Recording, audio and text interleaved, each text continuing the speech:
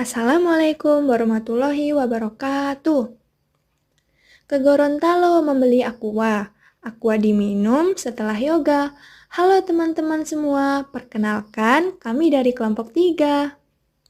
Baiklah, pada kesempatan kali ini, kami kelompok 3 yang beranggotakan Dian Aditya Subagja, Evika Fajar Baiti, Fadilah Mutiara Sari, Indri Damayanti, Intan Sulusul Laila, Intan Yolanda Putri, dan Vinasta Damayanti akan memaparkan materi terkait dengan prinsip kontinuitas dalam perkembangan kurikulum. Baiklah, mari kita simak ya.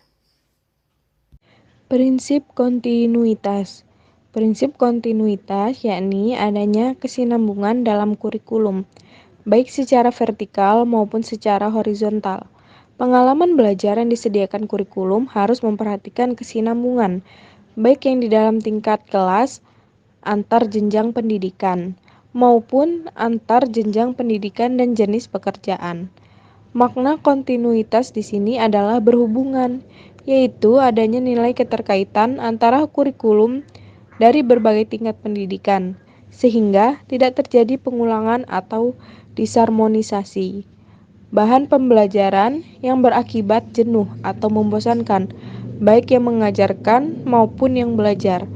Yang dimaksud yang mengajarkan yaitu guru, dan yang belajar adalah peserta didik. Selain berhubungan dengan tingkat pendidikan, kurikulum juga diharuskan berhubungan dengan berbagai studi, agar antara satu studi dapat melengkapi studi lainnya. Selanjutnya adalah prinsip kontinuitas.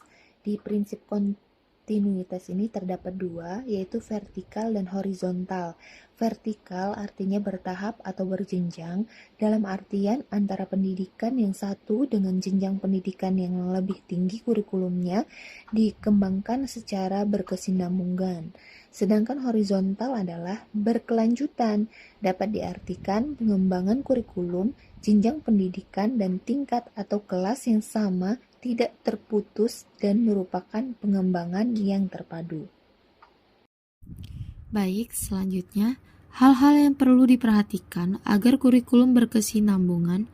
Yang pertama, materi-materi ajar yang diperlukan untuk belajar lebih lanjut pada tingkat berikutnya hendaknya sudah diajarkan pada tingkat sekolah atau madrasah sebelumnya. Kemudian, materi-materi ajar yang sudah diajarkan pada tingkat sekolah atau madrasah sebelumnya tidak perlu lagi diajarkan pada tingkat sekolah berikutnya, kecuali atas dasar pertimbangan-pertimbangan tertentu atau scope and sequence of curriculum.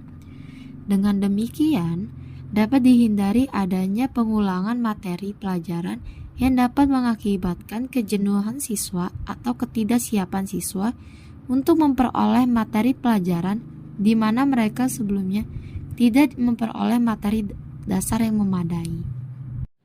Contoh implementasi prinsip kontinuitas dalam pembelajaran yaitu adanya hubungan atas keberlanjutan dalam pembelajaran di setiap tingkat pendidikan. Seperti pada jenjang sekolah dasar, peserta didik sudah belajar mengenai bilangan bulat.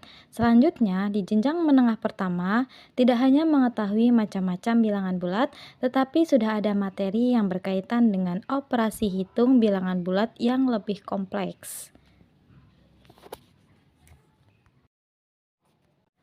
Nah, contoh implementasi pada pembelajarannya yaitu misalkan pada kelas 1 SD terdapat materi tentang penjumlahan angka puluhan dan ratusan. Nah, pada kelas 2 SD terdapat materi tentang penjumlahan angka puluhan, ratusan, dan ribuan. Begitupun materi pelajaran SMP terdapat materi aritmatika yang mana di dalamnya terdapat unsur penjumlahan sebagaimana yang diajarkan di SD. Jadi implementasinya kontinuitas itu tetap berlanjut.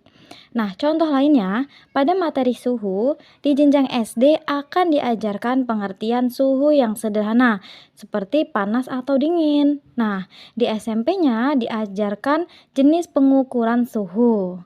Jadi masih berkaitan antara SD dan SMP, yaitu tentang suhu. Baiklah, saat ini saya akan memberikan contoh implementasi dari prinsip kontinuitas di sekolah. Contohnya adalah Guru SDN 2 Sukaraja, Bandar Lampung mengikuti kegiatan MGMP atau KKG Matematika. Hal tersebut dilakukan agar tetap adanya kesinambungan dalam pembelajaran matematika yang berdampak baik kepada peserta didik dan pembelajarannya menjadi lebih efektif.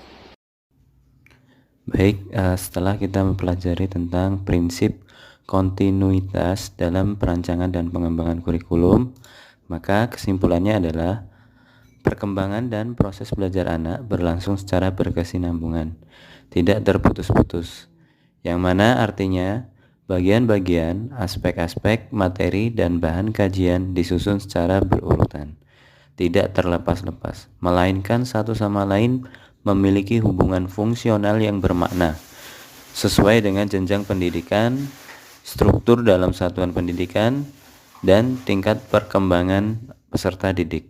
Oleh karena itu, pengalaman-pengalaman yang disediakan kurikulum juga hendaknya berkesinambungan antara satu tingkat kelas dengan kelas lainnya, antara satu jenjang pendidikan dengan jenjang pendidikan yang lain, juga antara jenjang pendidikan dengan pekerjaan. Dengan prinsip ini, tampak jelas alur dan keterkaitan di dalam kurikulum tersebut, sehingga mempermudah guru dan peserta didik dalam melaksanakan proses pembelajaran. Terima kasih. Baiklah, itulah tadi pemaparan materi dari kelompok kami. Kami mengharapkan saran, tanggapan, ataupun pertanyaan dari teman-teman semua. Kurang dan lebihnya kami mohon maaf, dan terima kasih sudah menyimak hingga akhir.